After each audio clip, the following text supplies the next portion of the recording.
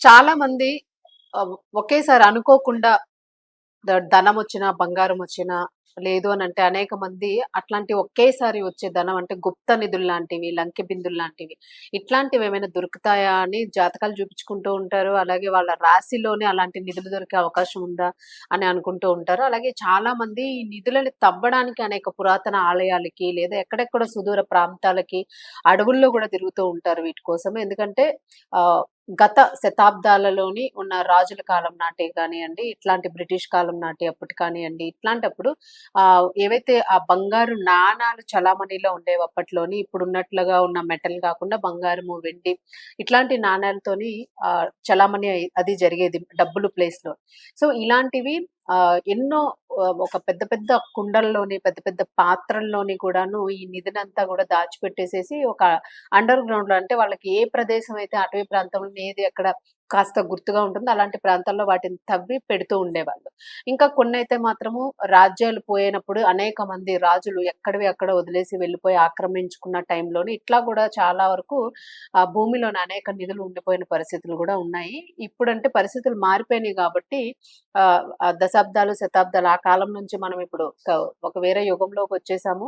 But ఏవైనా గూడా under గ్రౌండ్‌లో అంటే భూమి లోపల పొరల్లోని అనేక చోట్ల భరతఖండంలోను గూడా ఇతర దేశాల్లోను గూడా ఇట్లాంటివి దొరుకుతూ ఉంటాయి. బట్ భారతదేశంలో గూడా అనేక చోట్ల బంగారం ఎక్కువ నిధి నిక్షేపాలనేవి బంగారం అనేది మన దీనిలో ఉంటుంది గాబట్టి ఈ గుప్త నిధులనేవి చాలా మందికి గూడా అరుదుగా దొరుకుతూ ఉంటాయి.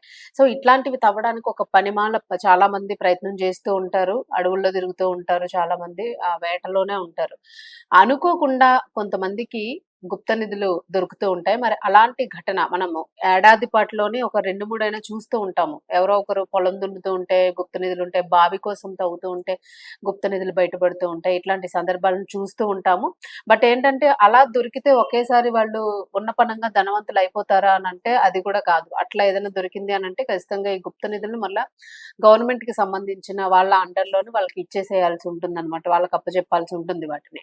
అయితే తాజాగా ఏంటంటే కర్ణాటక రాష్ట్రంలోని ఒక భారీ స్థాయిలోన గుప్త నిధులైతే బయటపడినియి. ఒక ఇంటికి సంబంధించి పునాదులు తవ్వుతూ ఉండగా ఈ గుప్త నిధులు బయటపడినాయని చెప్తూ ఉన్నారు. గంగవ్వ అనే వ్యక్తి ఇంట్లోని ఇవి దొరికినాయని చెప్పారు. సో, అసలు ఎంత దొరికినియి? దీనికి సంబంధించి ఎలా వాళ్ళకి తెలిసింది? తవ్వుతూ ఉంటేనే దొరికినాయా? లేదు వాళ్ళు కావాలనే ఉన్నాయి అని చెప్పి తెలిసి తవ్వారా? సో, ఈ డీటెయిల్స్ అన్ని ఒకసారి చూద్దాం. కర్ణాటకలో గదగ్ జిల్లా లక్కుండి గ్రామంలో ఇంటి కోసం పునాది తీస్తుండగా గుప్తనిధి బయటపడడం తీవ్ర సంచలనం రేపింది. గంగవ్వ బసవరాజ్ రిత్తి అనే వారి ఇంటి స్థలంలో ఈ నిధి దొరికింది. శతాబ్దాల కాలం నాటి బంగారాన్ని అధికారులు స్వాధీనం చేసుకున్నారు. లంకె బిందెల్లో గిన్నెలతో పాటు బంగారు ఆభరణాలు భారీగా లభ్యమయ్యాయి. సమాచారం అందుకున్న వెంటనే అదనపు జిల్లా కలెక్టర్ అలాగే అధికారులు తహసీల్దార్ ఘటనా స్థలానికి చేరుకున్నారు. పురావస్తు శాఖ అధికారులు సైతం అక్కడకు వచ్చి నిధిని పరిశీలించారు.